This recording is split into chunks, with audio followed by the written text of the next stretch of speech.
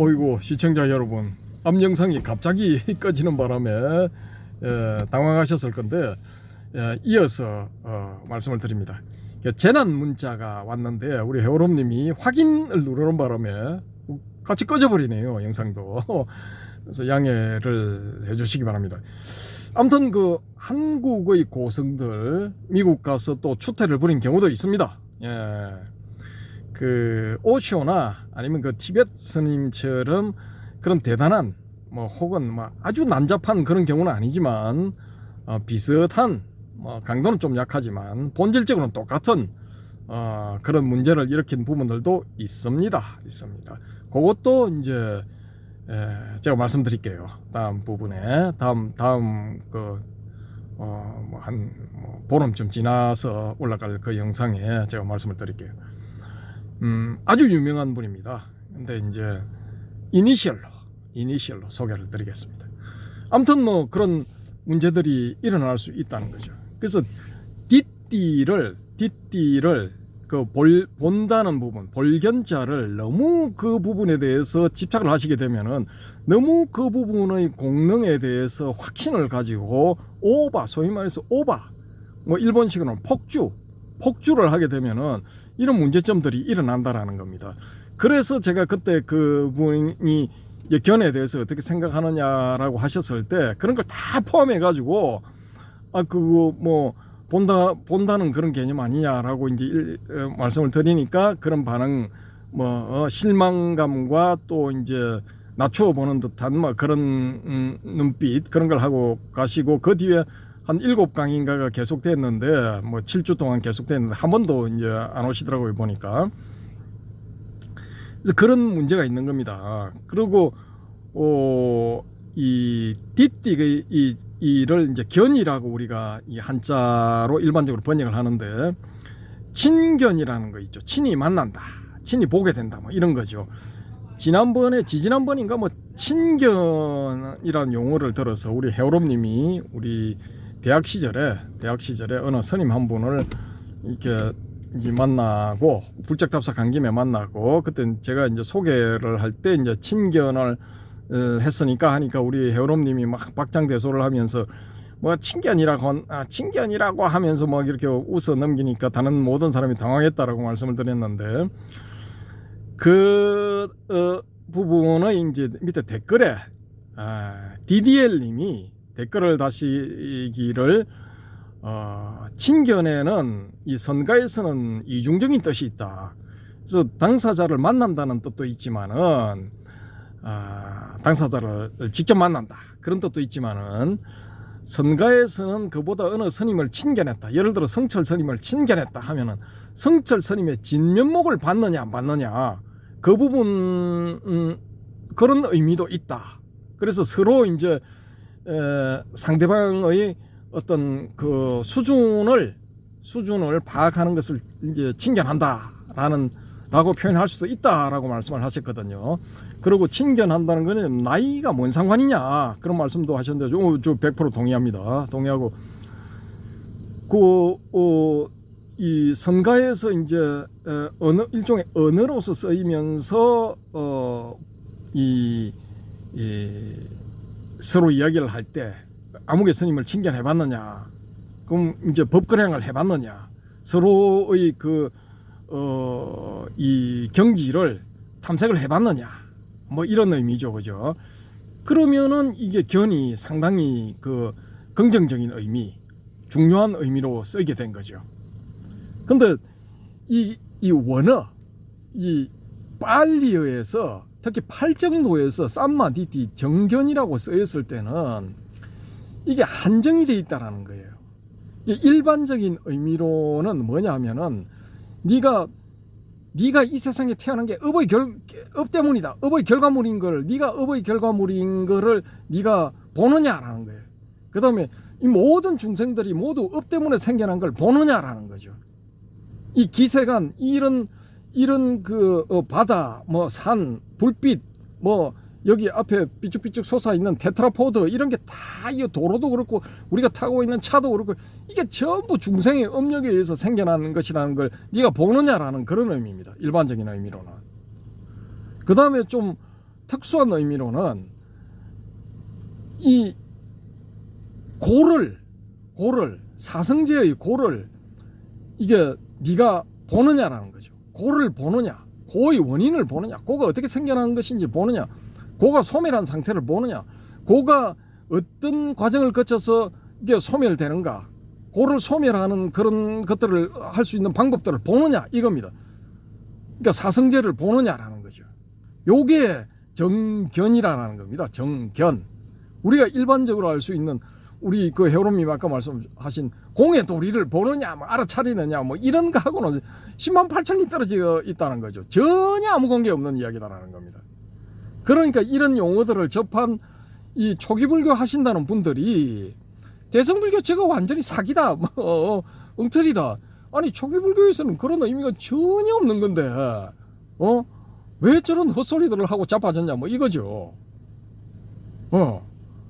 그런 분들 입장에서 봤을 때는 이거 좀 전에 이 여러분이 말씀하신 공의 도리를 옳게 파악하느냐 못하느냐, 옳게 파악하는 것이 견이다, 이건 개소리인 거야. 왜? 초기 불교에서 지정되어 있는 그런 내용이 아니거든. 그러니까 이게 사설이 돼버리는 거야. 삿된 발언이 돼버리는 거죠. 이런 문제들이 있다라는 겁니다. 근데 우리 대성불교도 입장 혹은 선불교도 입장에서 봤을 때는 그 좀 웃기는 거죠. 너무나 좁은 의미에서 그걸 적용을 시킨다라는 거예요. 정견을. 그럼 정견만 그렇게 있느냐 하면은 나머지도 다 마찬가지야. 나머지도 다 이게 있어요. 정정진도 있고 뭐 정명도 있고 정사유 이거 뭡니까 정념 뭐 이거 다 이게 정어도 있고 뭐 이게 딱 정해져 있어요. 그게 뭔지 딱딱딱딱 정해져 있어. 근데 그렇게 정해져 있어서 그 외의 그런 뒷뒤에 대한 설명은 다 오답이다. X. 이렇게 하시는 분들한테 제가 묻고 싶은 건 뭐냐 하면은, 그래 당신이 팔정도에 대해서 그렇게 잘 알고 있는데 그러면은 팔정도를 정득을 했느냐 이거야. 일상생활에 적용을 시키고 있느냐, 팔정도의 딱감을 완성했느냐, 혹은 닦고 있느냐. 그렇게 해서 소위 말하는 사상팔배 중에 한 군데 들어갔느냐 이거야. 소위 말하는 성윤의 지위에 이르느냐 이거야. 쉽게 말해서 사성제에만 국한시킨다면은 그래서 니로다 멸의 이 단계에 들어갔냐 이거야. 열반의 세계에 들어갔냐 이거야. 그렇게 잘 알고 있는데 못 들어갔으면 왜 못 들어갔냐 이거지. 왜 그렇게 정확하게 알고 있으면서, 적확하게 알고 있으면서도 당신은 왜 깨닫지 못했냐라는 거지. 그러면서 그런 지적인 그런 아르마리를 가지고 나름대로 소득을 얻은 대승의 거사들, 대승의 보살들, 대승의 스님들을 비난을 할 수 있느냐라는 겁니다. 어디까지나 저의 뇌피셜 상에서 뇌피셜에 입각해서 던지는 질문입니다. 혹시 지나가는 초기불교 하시는 분 계시면은 댓글을 달아주시면 감사하겠습니다. 아무튼 이 초기불교에서 사용하는 용례도 이제 우리가 정확하게 알 필요가 있지만은, 그러면은 그 뜻이 명확하게 드러나거든요. 바람의 금경님이 설명해 놓으신 그런 쌍카라에 대한 4가지 이 범주, 그처럼 정확하게 파악을 할 수 있다는 이점이 있습니다. 이 이점이 있는 반면에 너무 거기에 집착해 버리게 되면은 넘어서지를 못한다는 거야. 거기 문자적인 해설 내지 해석에 갇혀가지고 빠져나오지를 못해요. 그런 약점이 있다라는 겁니다. 그런 것들을 모두 감안을 하시고, 제가 이 전재성 박사님의 쌍유타 니까야의 머릿말하고, 1권의 머릿말하고 해제 부분을 빠르게 읽어드리겠습니다. 요 부분을 한번 감상해 보시기 바랍니다. 불 좀 켜주시기 바라고요. 머릿말 거의 9년 전에 경전연구소에서 번역한 이 쌍유타 니까야 1권의 초고는 기구한 운명을 겪었습니다. 그 다음에 경전연구소의 화제로 분실하는 줄 알았습니다. 화제가 끝난 현장에서 망연자실하고 있다가 땅속에서 아직도 연기가 나고 있는 것을 발견하고 흙더미를 걷어내어 일부 다시 찾은 원고를 다시 보완해서 주석을 담은 것을 컴퓨터에 입력해 놓은 지도 8년이나 지났습니다. 물론 그동안 한국불교대학으로 자리를 옮겨 본격적인 빨리 성전의 번역 작업을 위해 빨리어 사전 어휘편과 문법편을 펴냈습니다. 이 책은 2년 전 우리말 빨리 성전의 첫 번째 경어로 출판하려 했으나 IMF 때문에 보류되었다가 이번에 교계의 뜻있는 인사들의 후원으로 8년 만에 빛을 보게 되었다. 이 책을 한국 빨리 성전협회의 첫 권으로 내어놓는 이유는 쌍유타 니까야가 초기 경전군 가운데 가장 오래된 경전에 속하기 때문입니다. 쌍유타 니까야의 성립 시기는 기원전으로 훨씬 소급해 올라가며 이른바 제1결집에서 그 모태가 형성된 것입니다. 특히 이 첫 권은 머물지도 애쓰지도 않으면서 세상의 집착을 뛰어넘어 열반에 도달한다는 중도적인 교설로 출발하여 신들과의 대화나 악마와의 대화 등이 흥미로운 필치로 서술되고 있습니다. 특히 여기서 하늘 아들로 등장하는 아나타핀디카 급고독 장자는 죽어서 천상에 태어났으나 부처님이 계신 곳에 하늘 아들로 찾아와 수행성 가운데 지혜 제일의 사리푸타를 찬양하기도 합니다. 그리고 부처님과 악마와의 대화에 등장하는 악마들은 감각적 쾌락이나 심지어 황금이나 권력을 미끼로 부처님을 유혹하는 반대편에 섭니다.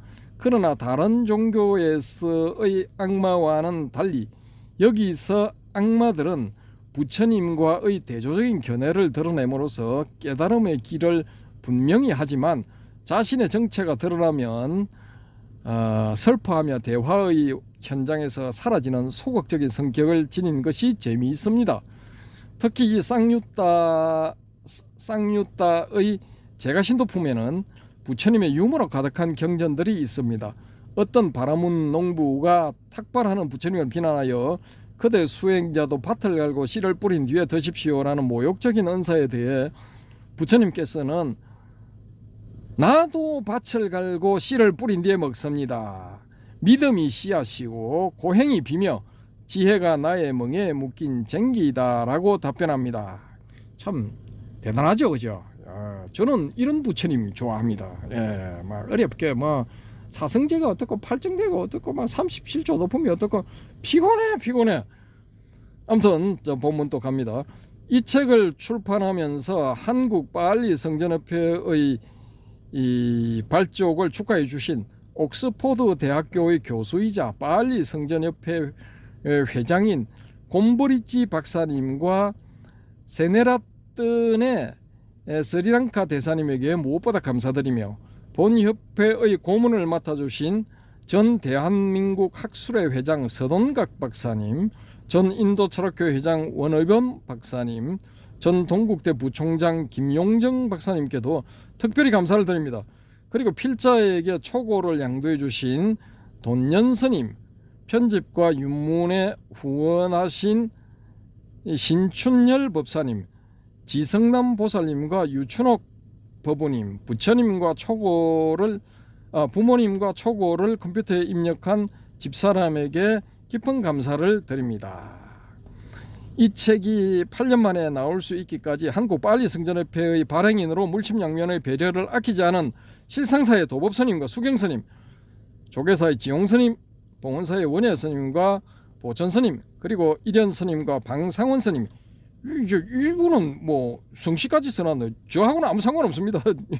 저희 집안 분도 아닌 것 같네요. 딱 보니까 동진스님 등 여러 뜻있는 스님과 불자님들의 후원에 깊은 감사를 드립니다. 그리고 부족한 원고를 꼼꼼히 윤문하고 편집 제작하여 주신 이영건님의 노고에도 심심한 감사를 드립니다.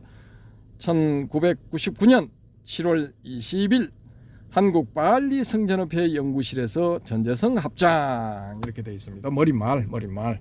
예.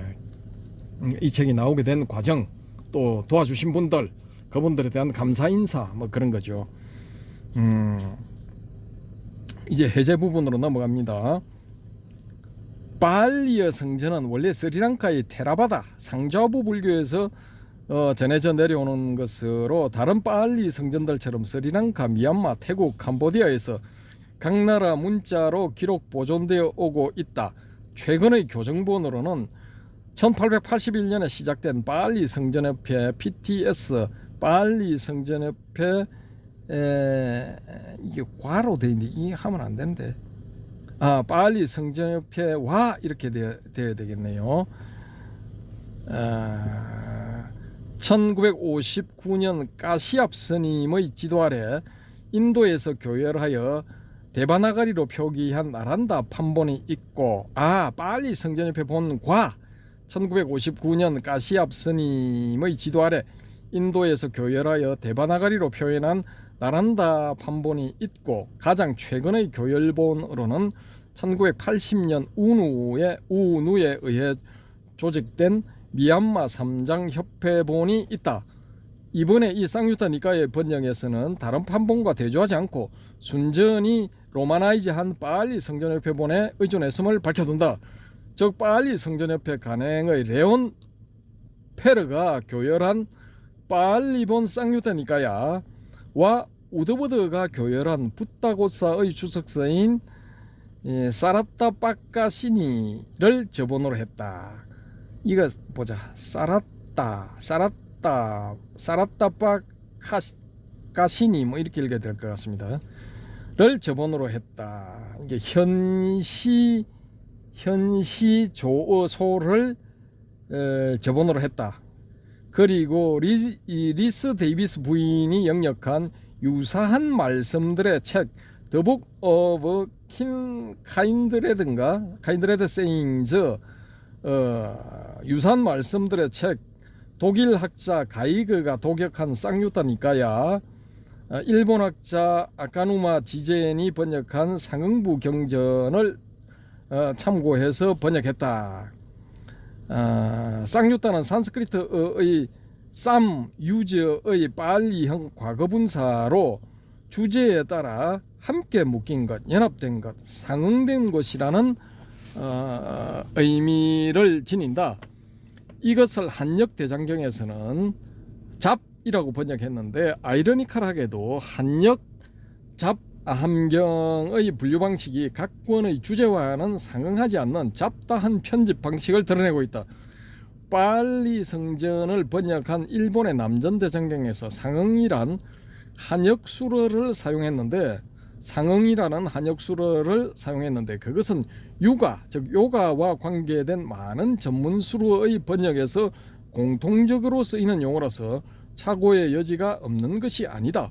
그리고 니카야는 상스크리트적인 어원 자체가 니카야로 모임, 모음, 종류, 신체, 주거, 부집의 의미를 지닌다. 이 용어에 해당하는 것이 북전에서는 아함이라는 용어로 대체되었다. 아함은 상스크리트로 아가마를 음사한 것으로 유래, 기원, 재산, 전통, 전성의 뜻을 지닌다. 따라서 쌍유타 니카야는 주제에 따라 함께 엮은 가르침 또는 경전들의 모음이라는 뜻을 지닌다. 쌍유타 니카야는 빨리 성전의 경율론 가운데 부처님의 가르침의 원천인 경장에 속해 있으면서 그 위치는 다른 두 니카야, 즉 디가 니카야, 마찌마 니카야에 이어 세 번째로 있으며 그 다음에 앙구타라 니카야가 뒤따른다. 한역대장경에서도 순서는 같으며 대정신수대장경에서는 2권에 실려있다. 한편 잡아함경은 북방전성의 사르바스티바다 설일체유부 계통과 남방전성의 빨리 계통이 뒤섞여 있는 50권으로 되어 있으며 송나라 때의 성만경, 화암경 등을 번역한 구나발타라 AD 이 송은 이제 당송할 때 그 송이 아니라 그 5대 19국의 송인 것 같습니다. 아니다. 5호 16국의 송이구나. 송나라 때의 성만경, 화엄경 등을 번역한 구나발타라가 AD 그러니까 서력 기원 후 435년에서 483년 사이에 번역한 것이다. 여기에는 아한부에 속하는 숨이 부족한 경들만 1362경이 있다. 그런데 그 경들 가운데 각 경들과 관련된 유사한 경들을 생략하여 각각의 경 끝에 언급한 것만도 엄청나서 제7권에만도 1만 3천 개의 경이 있다. 놀랄 노자죠. 이거 총계를 따지자면 선견율 비바사 등에 언급된 쌍유타 니까야의 숫자 7762보다 훨씬 많은 1만 5천여 개에 이른다. 이 외에도 북인도의 설일체 유부 전통에서 출발한 AD 2세기 서력 기원 후 2세기의 진대 시력인 벼력잡 아함경 16권과 AD 5세기의 서력 기원 후 5세기의 5위 실력인 잡 아함경 1권이 있다. 쌍유타 니까야는 5왁가 5권 56 쌍유타 이걸 편이라고 했네요. 203왁가 이건 또 품이고 2880숫다로 이루어져 있다. 그러니까 쌍유타 니까야는 권으로 치자면 5권, 편으로 치자면 56편, 품으로 치자면 203품, 경으로 치자면 2889경으로 이루어져 있다 이겁니다. 한역수로 번역하자면 유계, 인연, 온, 육처, 대취순으로 편집되었으나 유가사진원 85, 유부잡사 39권에 의하면 한역잡 아함경은 온, 저, 계, 연기, 성문, 불, 성도의 품으로 구성되어 있다는 것으로 보아 두 내용은 절반을 훨씬 넘게 같은 경전이지만 편집 순서가 뒤바뀌어 있으며 세부 내용에서도 부파에 따른 해석상의 차이가 있다. 예를 들어 별력잡 아함경을 포함한 세 가지 번역본의 잡 아함경 318경이 쌍유타 니까야의 시와 함께 모음의 214경과 유사하며 나머지 부분은 장로계, 테라가타, 장로니계, 테리가타, 수탄 이빠따 등에 소속되는 경전들과 유사성을 가진다. 불멸 후 400년경에 가니시카 왕 당시에 저술된 설일치 유보의 근본 성전인 아비달마 대비바사론의 아함경의 내용이 인용된 것으로 보아 그와 유사한 내용을 담고 있는 쌍유타 니까야의 경우도 그 성립 시기는 기원전으로 훨씬 소급해 올라가며 이른바 제1결집에서 그 모태가 형성된 것으로 보인다. 특히 쌍유타 니까야의 경우 디가 니까야나 ματ지마 니까야에서 보이는 체계적인 법상 조직이나 분별 사변이 없는 것으로 보아 보다 초기 불교의 소박한 형태로 소급해 올라간다고 보아야 한다. 아까노마 지제는 이러한 쌍유타 니까야의 소박한 내용을 대하면 마치 공자의 논어를 읽는 것 같은 기분을 느낀다고 했는데 그것은 올바른 판단이다. 쌍유타 니까야야말로 부처님과 제자들의 대화가 베다로까지 소급하는 빨리의 개송 언어로서 쓰여진 것으로 개송 언어, 그러니까 팔개송 할 때 그 개송을 말하죠, 그죠?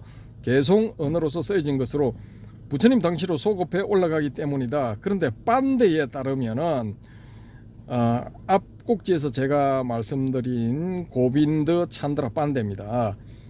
여기서는 지시 빤데라고 이렇게 나와 있는데 그런데 빤데에 따르면 쌍유타 니까야의 내부에서도 소박한 형태의 초기 경전과 아비달마풍의 비교적 체계적인 법상 조직을 갖는 후기 경전군을 나누어 볼 수 있다고 주장했다.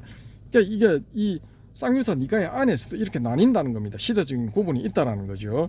근데 우리는 그냥 덮어놓고 뭐 하잖아요. 이런 걸 이렇게 염두에 두질 않고 감안하지 않고 막 그냥 하는 거야. 초기 불교 하시는 분들 막 가는 거지. 그러니까 오바가 나오고 폭주가 나오는 겁니다.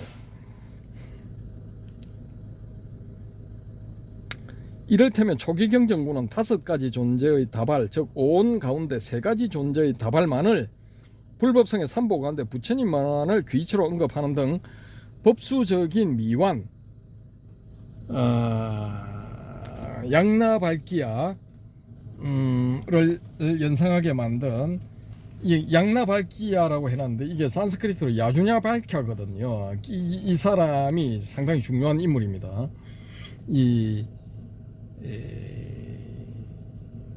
저거라고 보는데 바라문이라고 보는데 혹은 그 바라문 철학자라고 보는데 이 사람 하여튼 뭐 다음번에 제가 언급을 할게요. 이 후배 책을 소개하면서 야주냐발 그 안에 내용이 나오거든요. 야주냐발캬가 들어있느냐 언급이 됐느냐 안 됐느냐에 따라서 이제 시대의 그런 구분이라든지 우파니샤드와 연결해가지고 우파니샤드가 불교 전에 등장했는가 불교가 자리를 잡고 난 후대에 등장했는가 그걸 가르는 기준이 되기도 합니다. 이 아주 중요한 인물인데 여기는 양냐발기야라고 이렇게 발음을 하네요.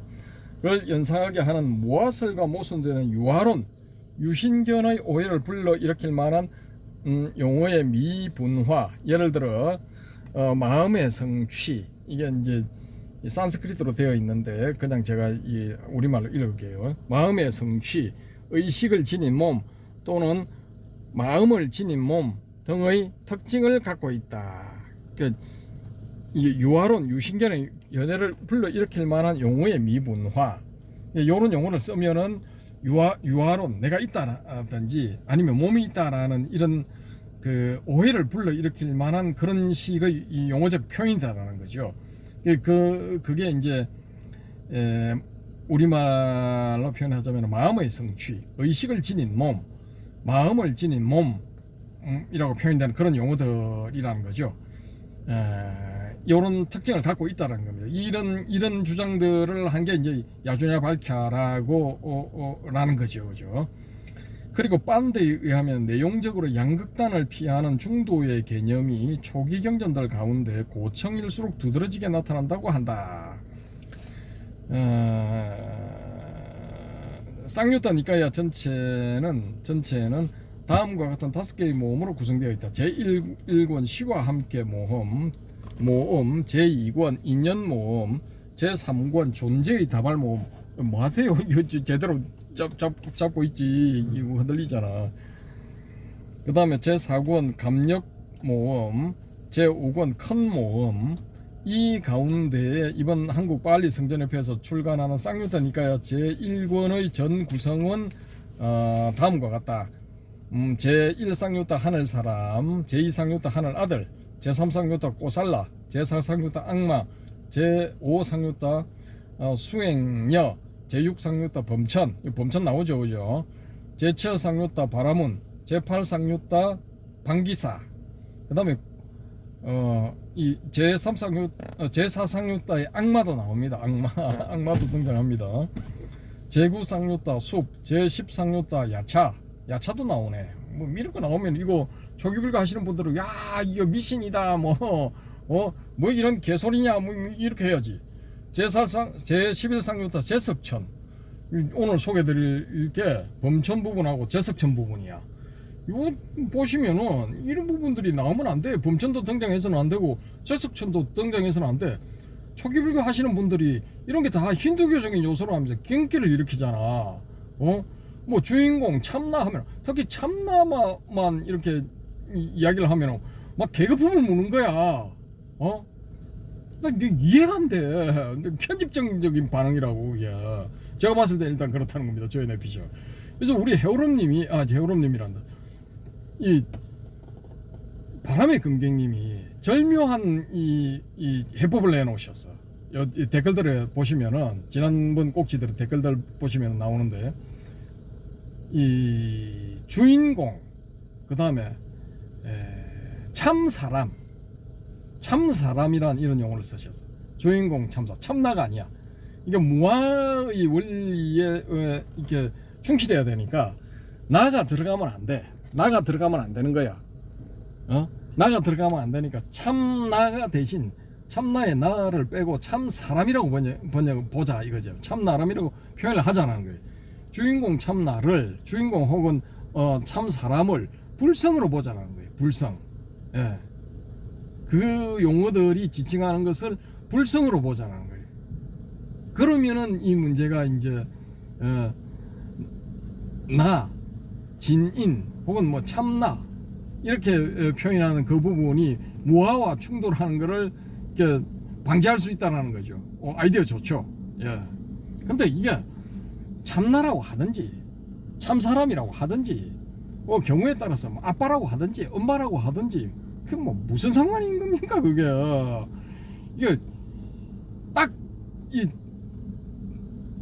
대성이나 선종, 특히 선종에서는 딱 그것과 접촉을 하면 되는 거예요. 그것을 알아차리거나 아니면 그것 상태가 되어버리면 되는 거예요. 이게 그것 상태가 된다는 거는 개안은 완전히 사라지고 그게 된다는 거지. 불성 상태가 된다는 거죠. 근데 이 초기불교 하시는 분들은 이걸 이해를 못 하는 거야. 예. 단지 이거 저 불교에서 쫙 이게 초기불교에서 니까에 나오는 그런 수로들에 의해서 표현되는 그 부분만이 길이요 진리요 생명이기 때문에 거기에서 조금이라도 어긋나면은 다 거부를 해버리잖아요. 그러니까 발전이 없는 거야. 아무튼 저는 그렇게 봅니다.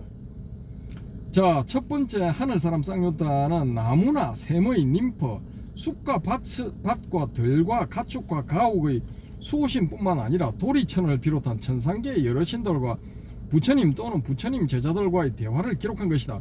이 경들은 최고층의 경전 가운데 하나로 빤대가 이야기하듯이 이렇다면 그 첫 번째 경에서 머물지도 애쓰지도 않으면서 세상의 집착을 뛰어넘어 열반에 도달한다는 중도적인 교사를 하늘 사람과의 대화를 통해 잘 반영하고 있다. 자, 이거 우리 초기불교 하시는 분들, 특히 한국의 초기불교 이 극단적인 주장을 하시는 분들에게 할 것 같으면 하늘 사람 뭐 이거 나오면 안 돼. 님퍼 요정 이런 거 나오면 안 돼. 그냥 뭐 차라리 바라문들과 대화를 해가지고 하든지 이게 우리가 일상생활에서 접할 수 있는 그런 대상이 되어야 돼. 예. 근데 이거 쌍유다니까요. 이게 나온다는데 어쩔 거야? 그럼 이 사람들은 당장 쌍유타 니까에서 이런 부분들은 폐기처분해라 뭐 주장해야지, 운동해야지. 왜 안 하는데? 두 번째는 하늘아들 쌍유타는 하늘사람 쌍유타와 동일한 맥락에 있으나 대화자인 천신의 이름이 알려지지 않은 경우에는 하늘사람이라고 표현했고 대화자의 이름이 알려지면 하늘아들이라고 했다. 이를테면 나중에 힌두교의 절대신으로 군림한 시바, 산스크리트로는 휘바죠. 휘바 신도 하늘아들로 등장해서 대화를 나누고 태양신 수리야 도 부처님과 일식현상을 두고 신화적인 대화를 나눈다. 그러면은 초기불교주의자들에 의할 것 같으면 이렇게 대화하는 이 샤카무니는 맛이 간 거야. 돌아버린 거야. 정신 나간 거지. 아니 이거 쉬바하고 힌두교의 주요 신인 쉬바신하고 태양신 수리야하고 대화를 하더니 이게 말이 되는 소리야. 이거 완전히 힌두적인 거잖아. 힌두교적인 거 아니야. 그러면 이 쌍요따니까 이 부분을 모아서 불살라버려야지. 없애버려야지. 안 그렇습니까 여러분? 초기 불교의 환장한 여러분, 그것만이 오히려 오로지 니까에 있는 것만이 길이요 진리요 생명이라는 분들은 그리고 대성불교권에서 행해지고 있는 그런 하늘에 제사 지내고 뭐 죽은 사람을 위해서 천도제 올리고 뭐 기타 등등 뭐 말도 안 되는 그런 다 이거 바라문교적인 거다, 힌두교적인 거다라고 주장하는 그런 분들, 이거 뭐 완전히 이거 말도 안 되는 소리잖아 이거. 어떻게 생각하십니까 여러분? 특히 여기서 하늘 아들로 등장하는 아나타 핀디카는 아함경에서 급고독 장자로 알려져 있는데 그는 죽어서 천상에 태어나서나 부처님이 계신 라자가하에 있는 벨루바나의 깔란다까 니바빠의 깔란다 까니바빠인가 하늘 아들로 찾아와 수행성 가운데 지혜와 계행으로 열반에 도달한 사리푸타를 찬양한다. 뿐만 아니라 세상을 타개했으나 선행으로 천상계에 태어난 이교도의 제자들이 부처님을 방문해 대화를 나누기도 한다. 야, 이거 이교도 오면은 바라문교도일 수도 있고, 그 다음에 니간타 나타푸타 자이나교의 제자일 수도 있는 거잖아.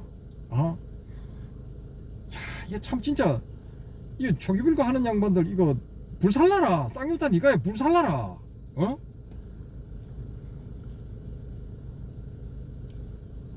세 번째, 꼬살라 쌍욕다는 꼬살라 국의 왕 파세나디와의 대화를 기록한 것으로 하늘 사람 쌍욕다와 악마 쌍욕다 사이에 끼어든 것은 이거 주세요. 왠데? 아니 꼬박꼬박 졸면서 그걸 할 밖에는 나한테 주라니까. 그런 게 아니라.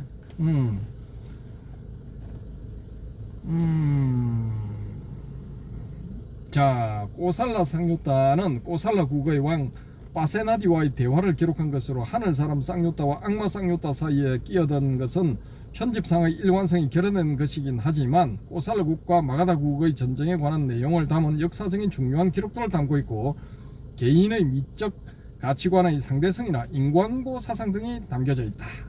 네 번째, 악마 쌍욕다는 악마 빠삐만과 부처님의 대화를 기록한 것으로 여기서 악마는 자주 추하거나 매혹적인 모습으로 나타나서 부처님을 유혹하며 대화를 나눈다. 악마는 모든 경우에 감각적 쾌락이나 황금, 심지어 권력을 미끼로 부처님을 유혹하는 반대편에 선다. 그러나 다른 종교에서의 악마와는 달리 여기서의 악마들은 부처님과의 대조적인 견해를 드러냄으로써 깨달음의 길을 분명히 하는데 기여하고 있으며 자신의 정체가 드러나면 괴로워하고 슬퍼하며 대화의 현장에서 사라지는 소극적인 성격을 지니고 있다. 다섯 번째, 수행녀 쌍욕다는 출가한 수많은 수행녀들의 미묘한 심리적 갈등을 그린 것으로 그 갈등은 악마 빠비만과의 대화로서 등장한다. 예를 들어 여자로서 성자가 되려고 노력하는 비구니를 조롱하는 악마 빠비만에게 소마라는 수행녀는 다음과 같이 대답한다. 마음이 잘 집중되어 최상의 법을 보는 자에게 지혜가 나타난다면 여성의 존재가 무슨 상관이랴? 이거 맞는 말이지.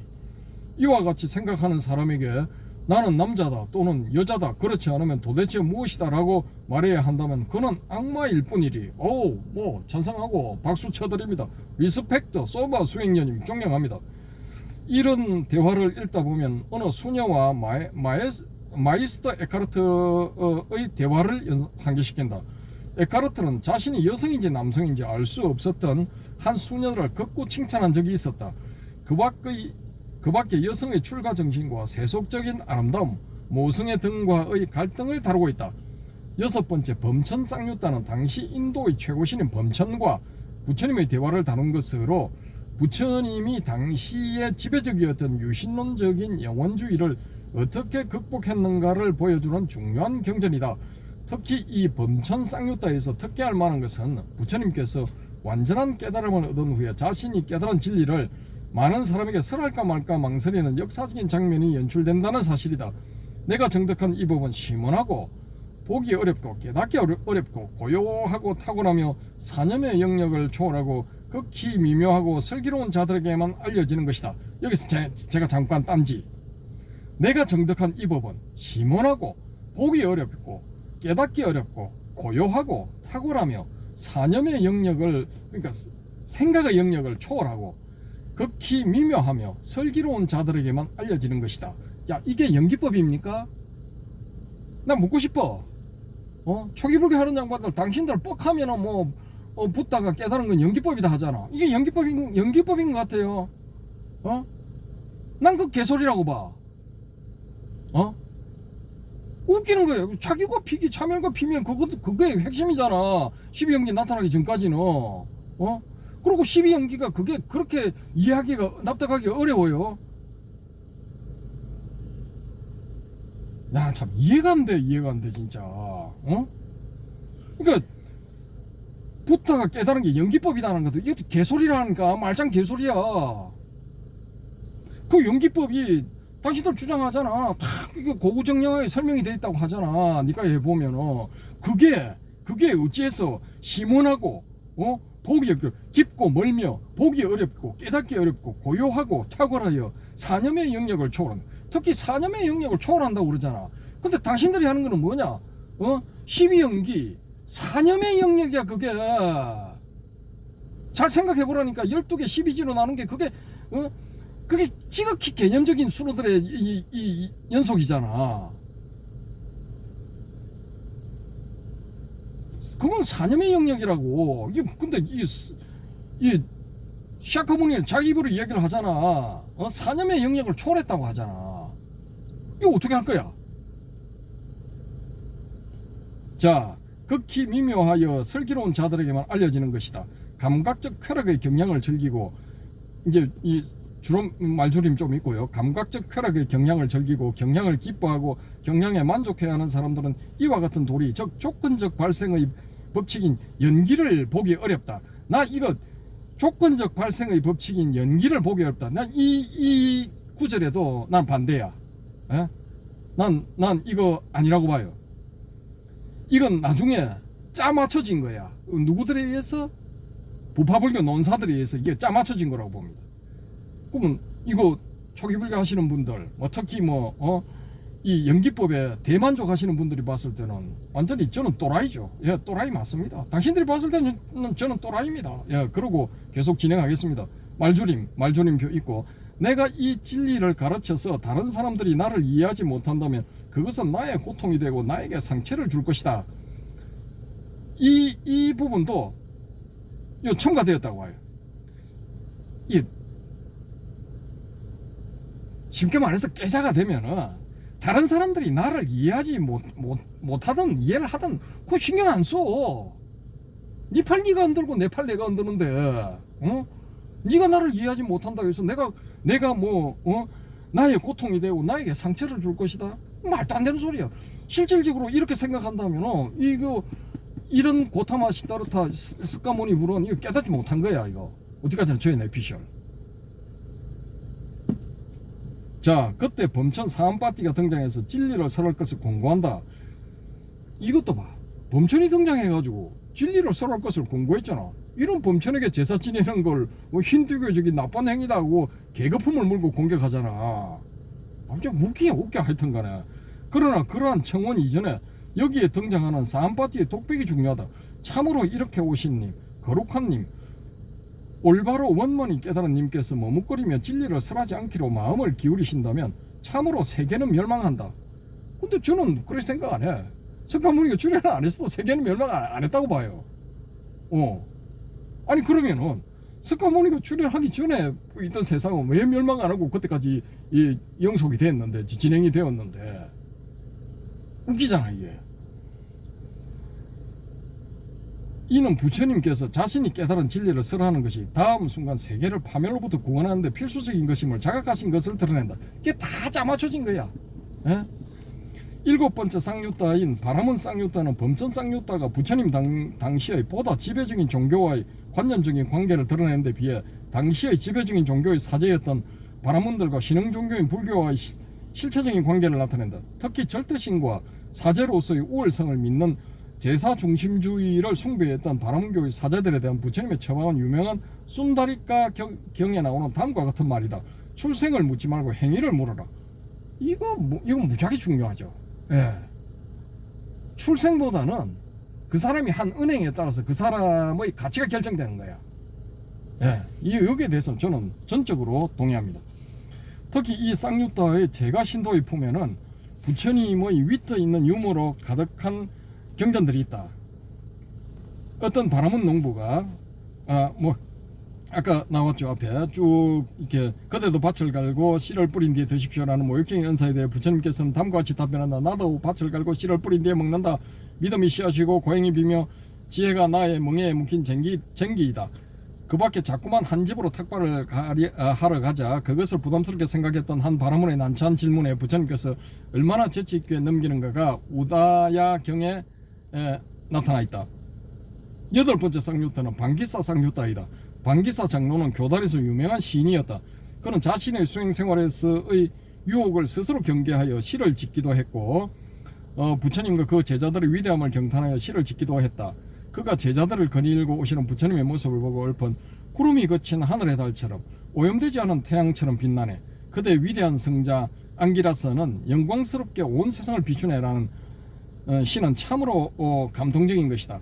이 앙기라사를 가지고 또 뭐 어떻게 어떤 전문적인 내용을 유추하는 게 있는데 뭐 그런 것도 있습니다. 이 앙기라사가 이 샤카족의 고대 영웅인가 그런데 이것도 뭐 일반적인 다른 그 아리안 계열의 뭐 영웅으로 등장하기도 한답니다. 요 지금 제가 정확하게는 기억이 안 나는데 이게 이제 인도에서 9년 뭐 10년 가까이 유학했다는 이 후배가 이 앙기라사라는 용어를 가지고 또 이렇게 이 전개를 해놓은 그런 내용이 있습니다. 그것도 읽어보면 재밌습니다. 9번째 쌍유따인 숲. 쌍유따는 숲이나 총림에서 수행하던 부처님의 제자들이 명상하던 가운데 수행에가 방해가 되는 나태한 생각이나 우울한 생각이나 나쁜 욕심이 일어나면 하늘 사람들이 나타나서 깨우침을 준다는 내용으로 구성되어 있다. 흥미로운 것은 부처님 당시에 벌써 어떤 하늘 사람이 다음과 같은 게으른 수행성들을 비난하고 있다는 사실이다. 오늘날의 수행성들은 마을에 있는 촌장처럼 스스로를 불만족하게 만들고 다른 집의 재산에 마음을 빼앗겨 자꾸만 먹고는 누워버리네. 뭐 이거 요즘도 이렇죠, 그죠? 뭐 그렇습니다. 뭐 더 이상 안 하고 넘어가겠습니다. 10번째 쌍유따인 야차 쌍유따는 부처님 당시의 민간 신앙적인 하급신들과 부처님의 가르침의 관계를 대화로서 엮은 것이다. 특히 흥미로운 것은 싸누경이다. 제가 신도의 아들인 싸누의 몸속에 귀신인 야차가 들어가서 싸누의 어머니와 대화를 나누는 장면이 나온다. 그런데 야차는 여기서 저급한 악마적인 신이 아니라 민간 신앙적이긴 하지만 오히려 수행을 돕고 수행을 잘하면 수행자를 칭찬하며 돌아다니는 무리를 말한다. 자, 이거 뭐 영혼은 없다. 또 뭐 기타 등등 뭐 윤회는 없다. 이렇게 주장하시는 분들, 초기불교 하시는 분들 뭐 이거 거의 미친 거지 이게. 완전히 힌두교적인 거잖아. 이게 어쩔 거야 이거. 그러면 여기 야차 쌍유따 부분을 다 삭제해야 되나? 범천 쌍유따 삭제해야 되고 뭐 10번째 쌍유따인 제석층 쌍유따 이것도 삭제해야 되나? 한번 고민들 해보세요. 11번째 쌍유따인 제석천 쌍유따는 항상 정의로운 제석천과 항상 불의를 일삼는 아수라가 함께 등장하여 부처님이나 수행자를 예경하고 고모하고 격려하는 내용으로 되어 있다. 이 쌍유따에 등장하는 경 가운데 특히 흥미로운 경은 제3품의 추악함이라는 경이다. 여기에는 추악하고 왜소한 야차와 훌륭하고 단정한 제석천의 변정법적인 관계가 묘사되고 있어 대단히 경이롭다. 야차는 비난받고 혐오를 당할수록 보다 아름답고 장대해져서 제석천처럼 빛나게 되고 칭찬받고 찬양받을수록 점점 왜소하고 추악해져 볼품없이 꾀죄죄한 야차로 돌아간다는 변정법이 이 경 속에 숨어 있다. 일종의 경책이죠. 이 쌍유따들을 이해하는 데 부처님의 하루 일과를 알아둘 필요가 있다. 부처님께서는 오전 6시에서 12시까지는 하늘 눈으로 세상을 관찰하여 묻삶을 도와주고 탁발하고 대중들에게 설법을 하였다. 그리고 12시에서 오후 6시까지는 대자비 삼매에 들어 수행승이나 묻삼들의 괴로움을 살피고 그들을 돕거나 오른쪽 옆구리를 바닥에 대고 오후의 수면에 들기도 하고 일반 사람들을 제도하거나 신도들에게 가르침을 설했다. 초저녁인 오후 6시에서 밤 10시까지는 수행성들이 방문하면 친견을 허락하고 그들과 대화를 나누었다. 그리고 한밤중인 밤 10시에서 새벽 2시까지는 하늘 사람이나 악마들과 대화를 나누고 그들을 제도했다. 새벽 2시에서 3시 사이에 경행을 하였으며 새벽 3시에서 4시 사이에는 마음새김을 하며 취침했다. 새벽 4시에서 5시 사이에는 열반에 들어 아란의 경지에 들었다. 그리고 새벽 5시에서 6시 사이에는 대자비 산매에 들어 묻삼들의 괴로움을 살펴보았다. 그러면 이거 의문이 생기는 거야. 도대체 몇 시간을 주무신 거야 이거? 이건 뭐야? 오전 6시에는 기상을 해야 되니까. 그리고 새벽 4시에서 이거 뭐야? 새벽 3시에서 4시 사이는 마음새김을 하며 취침했다. 그러면 3시에서 한 10분 동안 이거 마음새김 하면서 사띠죠, 그죠? 사띠 하면서 취침했다고, 사띠 하고 취침했다고 칩시다. 3시 10분에 10분 동안 사띠 했다. 그러면 6시에 깨야 되니까 요 2시간 50분 취침이야, 취침 시간이. 에? 이거 하고 사람의 몸이 버틸 수가 있겠습니까, 이게? 못 버틴다고 이거 뭐 한 일주일 하는 거는 문제가 없겠지만 이걸 뭐 몇십 년 계속 해봐 이거 뭐 어떻게 돼? 뭐 사람이 대꼬챙이처럼 말라버리지. 아니면 그 전에 뭐 1년을 못 넘기고 사망하거나 그럼 또 뭐 부처님이기 때문에 강하다 이렇게 하시는 분들도 계시겠지만 뭐 그럴 수도 있겠죠, 그죠? 한두 시간 뭐 경우에 따라서는 뭐 아예 뭐 이렇게 취침을 안 하고 명상 상태에 들어 있으면서 모든 걸 해결할 수도 있겠지. 예. 아무튼 뭐 경무에 시달렸다. 경무에 시달렸다. 한마디로 이렇게 볼 수가 있겠죠. 뭐 참고하세요, 스님들. 이거 교주이자 교조도 이렇게 열심히 이 시간을 보냈는데 그러니까 낭비하는 시간이 전혀 없잖아. 그런데 지금 뭐 그냥 뭐 소위 말해서 방일을 그냥 노는 거야. 무료하게 시간을 보내는 거야. 그걸 그냥 뭐 일과 중의 대다수를 보내는 여러분 그런 분이 계시다면은 반성하시기 바랍니다. 특히 출가하신 분들. 뭐 이거 부처님하고 하늘과 땅 차이니까 나는 그리 못해 하실 수도 있지만 어쨌든 간에 이거 시아카모니 분은 뭐 열심히 사셨다. 시간을 낭비하지 않으셨다. 뭐 이겁니다. 저는 뭐 죽어서 이거 저기에 가면은 염라대왕의 업경대 앞에 판정을 받으려고 서게 되면은 제가 염라대왕이다. 지옥의 심판관이다. 그러면은 그걸 물을 것 같아. 야, 너는 너에게 주어진 시간을 낭비했느냐 안 했느냐 그걸 물을 것 같아요. 저 같으면은. 그러면 낭비 안 했다 하는 것도 이거 거짓말이야. 왜냐? 낭비하는 시간이 있을 수도 있어. 인간이기 때문에 그냥 이게 자연스럽게 휴식을 취하는 그런 그것도 있어야 돼요. 중간중간. 그래야 재충전이 되지. 그러면 한 시간도 1분 1초도 낭비 안 했다는 놈도 이게 거짓말이고. 그 다음에 뭐 난 그냥 뭐 띵까띵까 놀아서 하는 놈도 거짓말이야. 뭐 이런 놈도 열심히 하는 것도 있을 거 아닙니까? 그렇게 해서 이야기를 들어보고 그래 뭐 모범적으로 살았네 하면 선택을 해라. 네가 극락으로 직행할래 아니면 뭐 다시 한번 태어날래? 그러면 뭐 다시 태어나겠습니다 하면 뭐 돌려보내면 되는 거고, 그럼 업력에 의해서 뭐 태어나겠죠. 그 다음에 난 극락 가겠습니다. 뭐 그럼 저쪽 극락 문 앞에 서가지고 거기서 다시 심판 받아라.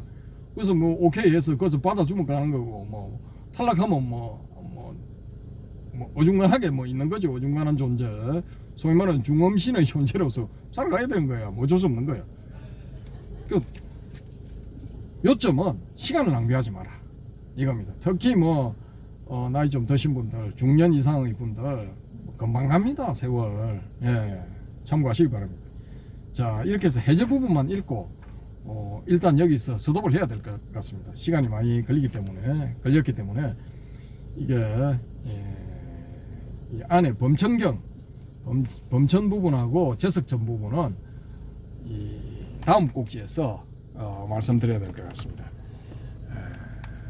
원래는 이거 제가 오늘 하려고 그랬거든요. 왜냐, 이걸 책을 반납을 해야 돼. 책 반납이 한 열흘가량 늦어졌습니다.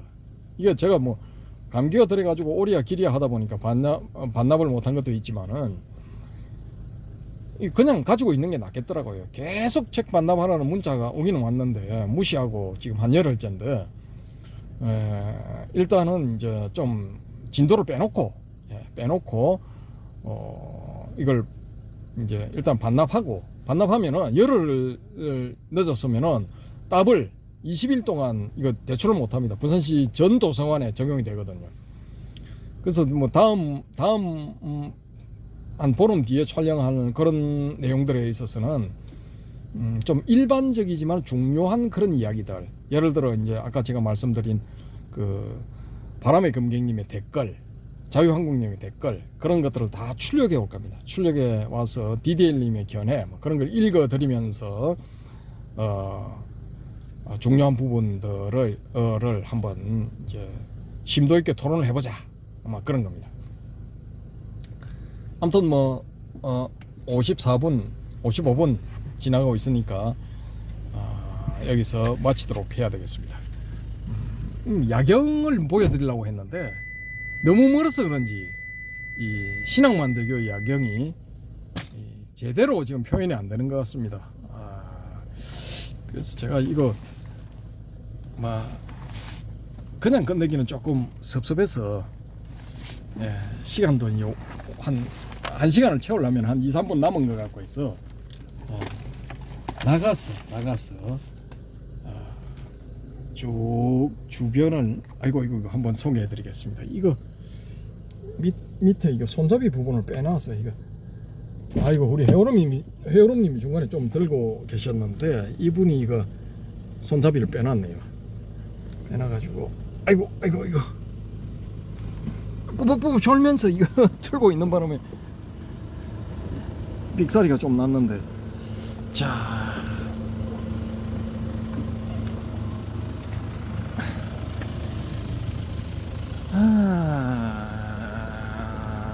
이렇습니다.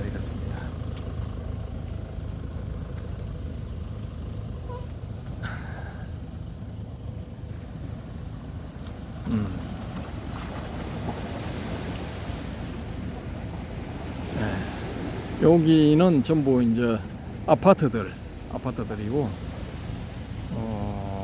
쭉 보시면은 요 부분이 이제 저기 그 국립해양박물관 그 주변이네요. 주변이고 신앙만대교 불빛이 들어왔는데 지금 이제 맨눈으로 보기는 좀 멋있게 보이는데 저게 컬러가 이 서울의 그런 그 다리들에 설치해 놓은 것보다는 아무튼 좀 마음에 안 들어요. 훨씬 이쁘게 할 수가 있는데 좀 덜 이쁩니다.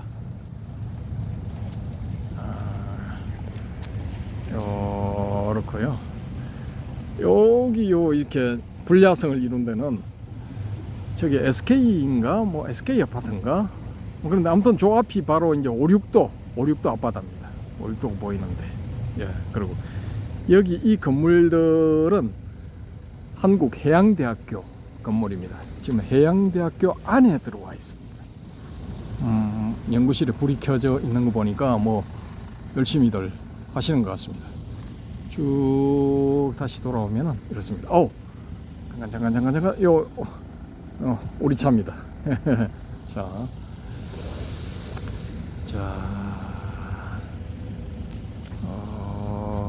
보여드리면서 마치도록 하겠습니다. 물빛이 좀 거시기 하죠, 그죠? 이게 밤에 들어가시면 안 됩니다.